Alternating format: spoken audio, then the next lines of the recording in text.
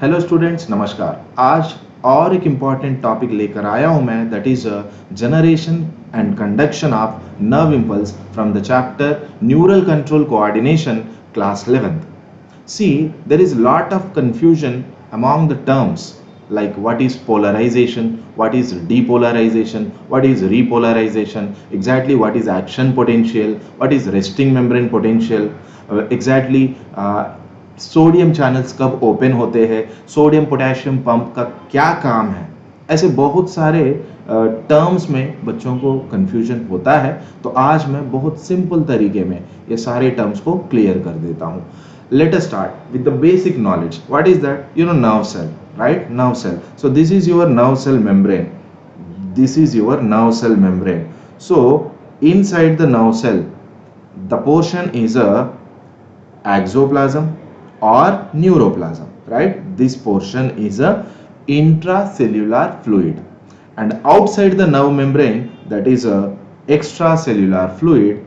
See this side also extracellular fluid. So remember these two compartment, what is ECF, extracellular fluid, and intracellular fluid, because ये terms को बहुत frequently अभी use करेंगे हम। Next one, तो आपको तो पता है nerve cells are excitable cells because their membranes are maintained in a polarized state. देखिए ये जो नर्व मेम्ब्रेन की बात हो रहा है, these nerve membranes are in a polarized state. How they are maintained in a polarized state? See, channels are responsible, pumps are responsible. Exactly, there are some gated channels like sodium gated channel, like potassium gated channel, pumps such as sodium potassium pump. So these are responsible for the polarized state of nerve membrane. आप समझोगे, इधर आइए, आपको यहाँ पे nerve membrane दिख रहा है, मैं बना देता हूँ और एक बार। Look at here, this is your nerve membrane, this is your nerve membrane. Fine sir, this is the membrane, and इस मेम्ब्रेन में आप देखिए the first one, this one is a sodium gated channel. Exactly, ये देखिए sodium gated channel. तो इसमें क्या हो जाता है सर, इनिशियली आपको यहाँ पे जो दिया है ये पोटेशियम का है, ठीक है, this is potassium gated channel, ऐसे गेट्स क्लोज है समझिए, ठीक है। And this one is a sodium gated channel, this is sodium gated channel. Sir exactly what is gated channel? Gated channel का मतलब होता है, जैसे अभी मैं सोडियम गेटेड चैनल बोला, इस चैनल के थ्रू ओनली सोडियम का एंट्री या एग्जिट होगा। यहाँ क्या लिखा? पोटेशियम गेटेड चैनल, इसका मतलब क्या है? पोटेशियम का ही एंट्री या एग्जिट होगा। और मैंने क्या और एक क्या बताया? Sodium potassium pump. Look at here, this is sodium potassium pump, which means, important point, which means it is responsible for the efflux of 3 sodium. ये सोडियम पोटेशियम पंप एक्सोप्लाज्म से 3 सोडियम बाहर भेजेगा और इन रिटर्न 2 पोटेशियम को अंदर ले लेगा into the exoplasm, right sir? Look at here, यहाँ बना दें। So ये आपका सपोज मैं सोडियम गेटेड चैनल बोला, इसका मतलब उसके थ्रू सोडियम का ही होगा। इसे मैं पोटेशियम गेटेड चैनल बोला, इसका थ्रू ओनली पोटेशियम का ही होगा। इधर देखिए, यहाँ मैंने बना दिया sodium potassium pump. What does it mean? It is responsible for sending 3 sodium out, 3 sodium out of the exoplasm, and in return 2K plus are taken into the exoplasm. So because of such a sodium channel, potassium channel, sodium potassium pump, ऐसे बहुत सारे होते हैं channels and pumps, उसकी वजह से आपका जो नर्व मेम्ब्रेन है चार्ज्ड कंडीशन में होगा। देखिए आपको नर्व मेम्ब्रेन चार्ज्ड कंडीशन में होगा। ये जो एक्सॉन मेम्ब्रेन है, नर्व मेम्ब्रेन है, पोलराइज्ड स्टेट में होगा। अब फर्स्ट टॉपिक सबको क्लियर हो गया कि नर्व सेल एक्साइटेबल सेल है, और इसका वजह क्या बताया? यहाँ पे आपको मेम्ब्रेन पोलराइज्ड स्टेट में मेंटेन हो रहा है because of certain gated channels as well as pump. Pump का पॉइंट ऑलरेडी बता दिया, वो इंपॉर्टेंट है सोडियम पोटेशियम पंप का। अब हम एक काम करते हैं, फर्स्ट पॉइंट तो क्लियर हो गया, तो यहाँ हम फर्स्ट टॉपिक पे जाते हैं। What is exactly resting stage of a nerve? एक नर्व फाइबर रेस्टिंग स्टेज में है, इसका मतलब क्या है? It means it is not conducting any impulse. Resting stage का मतलब होता है the nerve cell is not conducting, it is not conducting any impulse, इसके थ्रू कोई मैसेज नहीं जा रहा है, वो रेस्ट कर रहा है, अभी कोई काम नहीं कर रहा है, so it is not conducting any impulse. तो देखते हैं जब वो इम्पल्स कंडक्ट नहीं करता है तो क्या स्टेटस है नर्व मेम्ब्रेन का, एक्सोप्लाज्म का। तो देखिए फर्स्ट पॉइंट, सपोज ये आपका नर्व मेम्ब्रेन है, तो मैं बता रहा हूं ये नर्व मेम्ब्रेन ईसीएफ है ना यहाँ पे, यस ईसीएफ, ये क्या है ICF. So the first point, this membrane is impermeable for sodium located outside। मतलब क्या हुआ, देखिए सोडियम के लिए ये मेम्ब्रेन इम्परमिएबल है, जो सोडियम बाहर है वो अंदर नहीं आ सकता। First point is clear. Next point, it is permeable for के प्लस के लिए परमिएबल है, मतलब के प्लस मेम्ब्रेन के बाहर जा सकता है, आ सकता है। That is second point. Okay, कौन सा स्टेटस की बात हो रहा है, when a nerve cell membrane, या आपका जो नर्व सेल है, एक्सॉन फाइबर है, not conducting any impulse, which is a resting membrane. Okay, which is a resting membrane, so the resting membrane is impermeable for sodium which is located outside and permeable for potassium, तो जो अंदर भी बाहर भी जा सकता है। And third point, negatively charged proteins के लिए impermeable है। So look at here, inside the ECF, that is exoplasm, negatively charged proteins are there, and for that negatively charged protein also the membrane is impermeable. So what is the conclusion here? Look at this membrane. The conclusion is axoplasm में negatively charged proteins जो है बाहर नहीं आ सकते, बाहर जो sodium है ECF में वो अंदर नहीं आ सकता, के प्लस परमिएबल है। अब आप देखिए because of this condition what happens sir, overall बाहर सोडियम ही है, तो सोडियम की वजह से बाहर देखिए यहां ऑलरेडी मैंने बनाया ना, ओवरऑल पॉजिटिव चार्ज आ जाएगा, नर्व मेम्ब्रेन के बाहर पॉजिटिव चार्ज आ जाएगा, उसके सरफेस पे पॉजिटिव चार्ज है, पॉजिटिव चार्ज।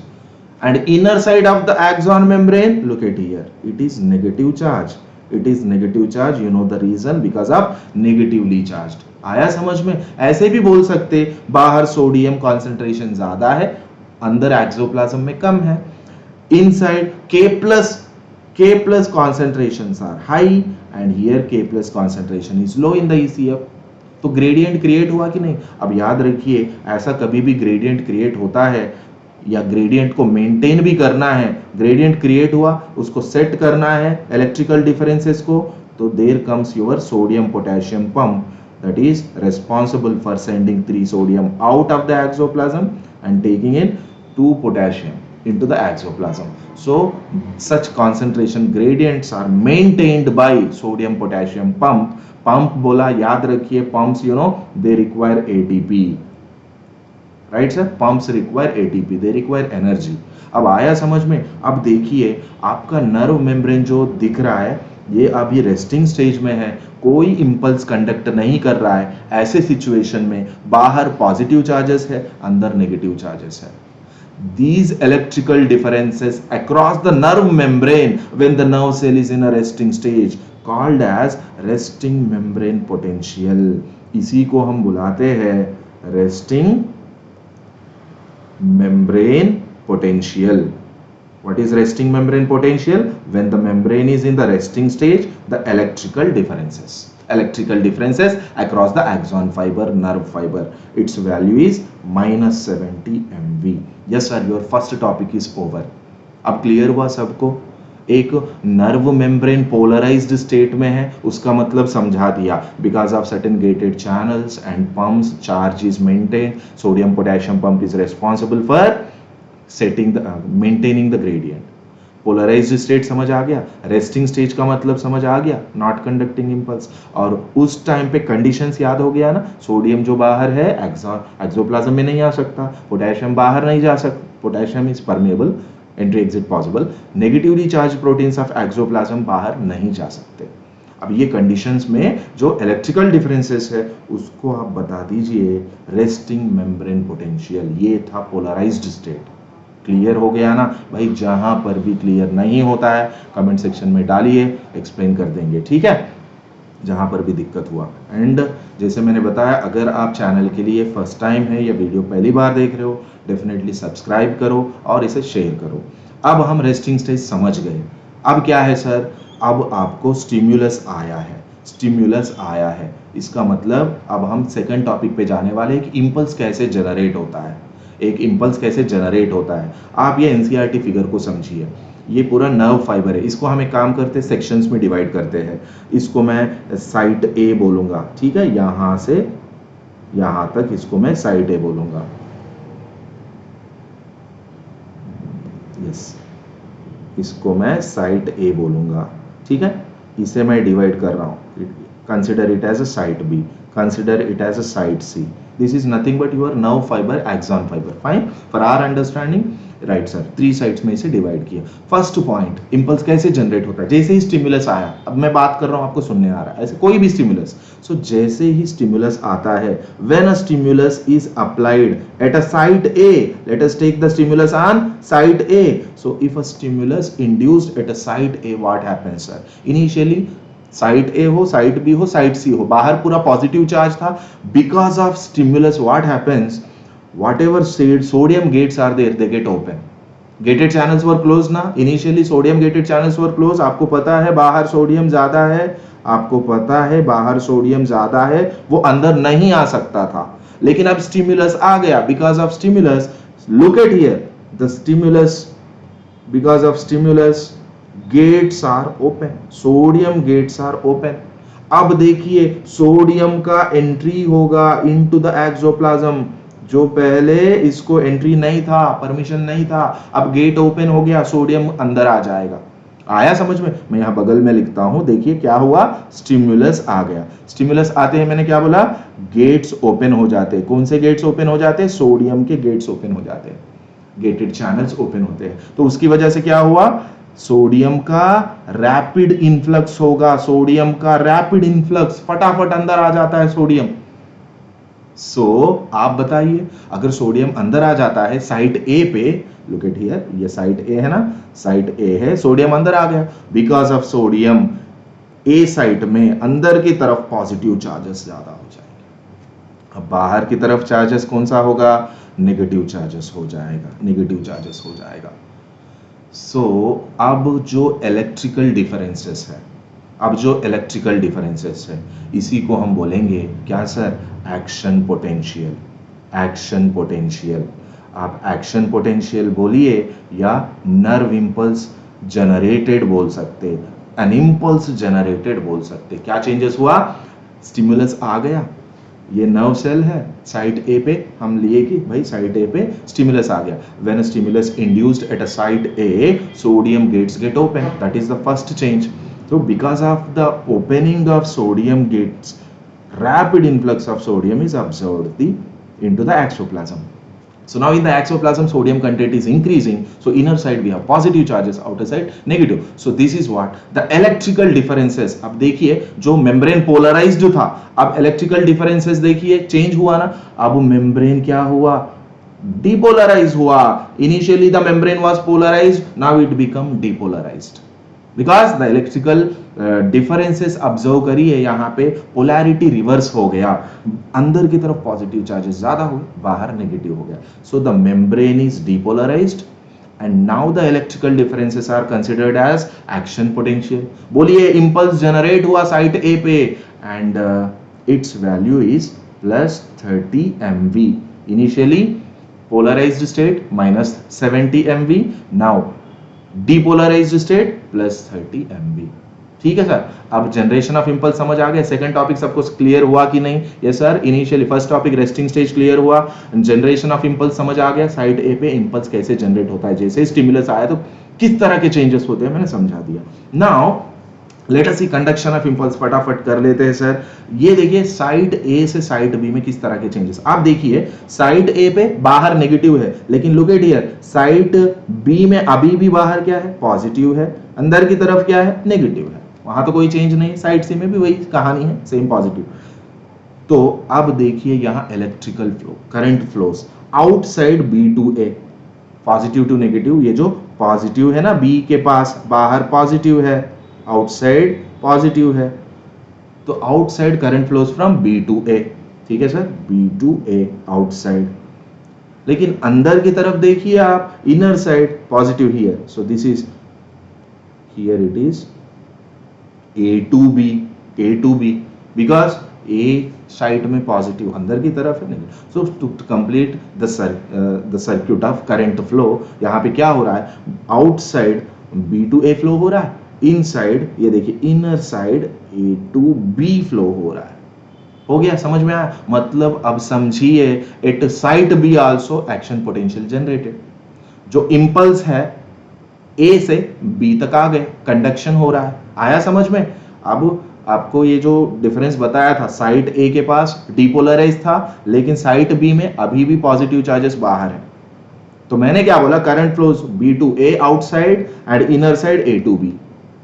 हो गया?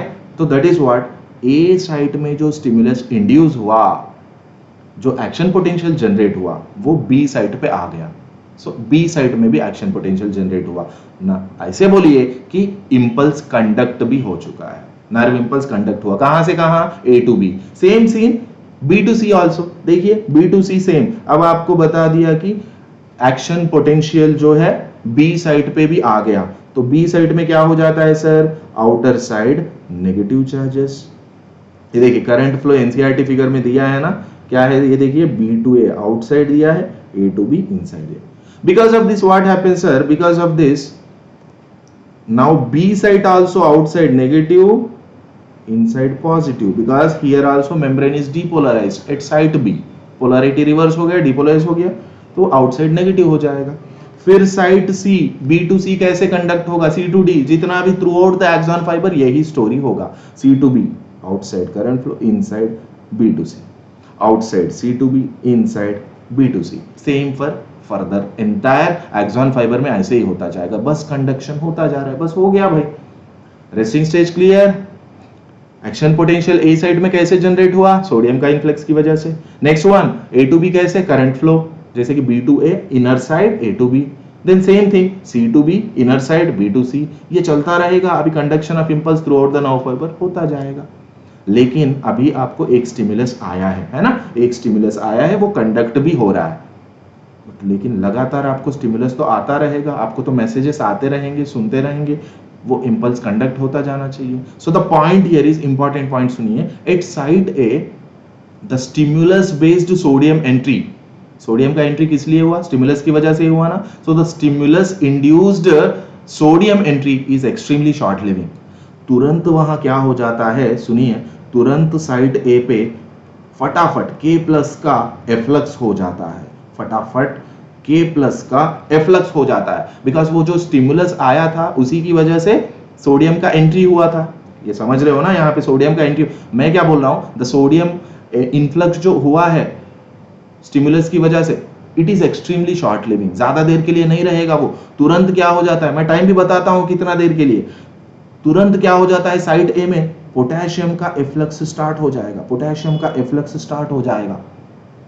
क्यों ऐसा हो रहा है, अब आप बताइए, अगर पोटेशियम का एफ्लक्स होगा तो साइट ए में फिर से क्या हो जाता है, साइट ए में फिर से वंस अगेन क्या हो जाता है, बाहर पॉजिटिव अंदर negative, because of efflux of K plus, मतलब मेम्ब्रेन फिर से पोलराइज हुआ, पहले पोलराइज था, डीपोलराइज हुआ स्टिमुलस की वजह से, अब क्या हो रहा है, फिर से रीपोलराइज हो गया। अब समझ आया रीपोलराइज्ड का मतलब, once again the membranes are repolarized because of K plus efflux, K plus efflux की वजह से। ऐसा क्यों होना चाहिए सर, भाई आपको लगातार स्टिमुलस रिसीव करना है ना, जब लगातार स्टिमुलस रिसीव करना है तो साइट ए पे फिर से पोलैरिटी सेट होना चाहिए ना, क्या मेम्ब्रेन्स पोलराइज्ड स्टेट में जाना चाहिए, मतलब फिर से -70 MV में जाना चाहिए, it is possible because of K plus efflux, ठीक है सर। एंड ये जो टाइम ड्यूरेशन है ना, डीपोलराइज्ड से फिर से रीपोलराइज होने के लिए, इसी को बोलते हैं रिफ्रैक्टरी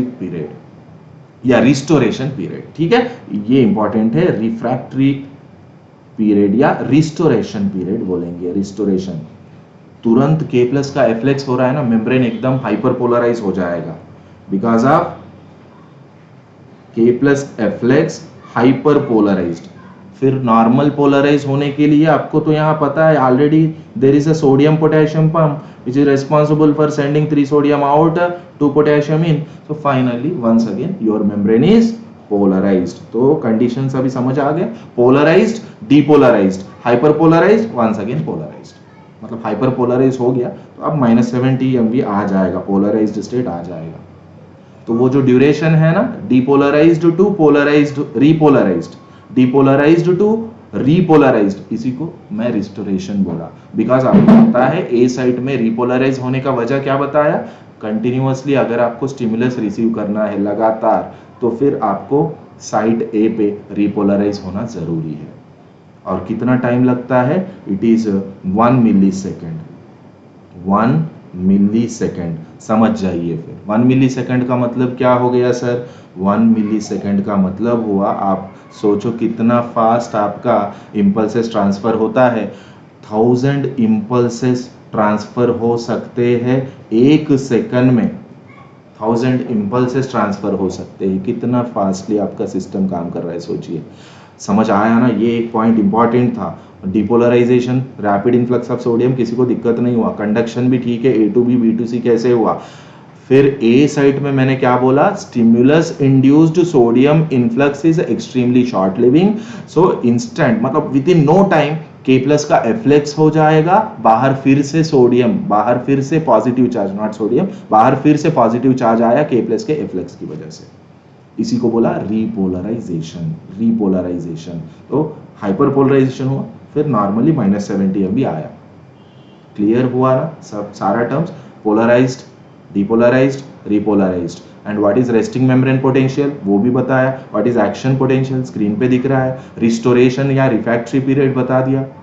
ए साइड पे डीपोलराइज से फिर से रिपोलराइज होने के लिए ड्यूरेशन तो मैंने बताया मिली सेकंड, 1 मिली सेकंड.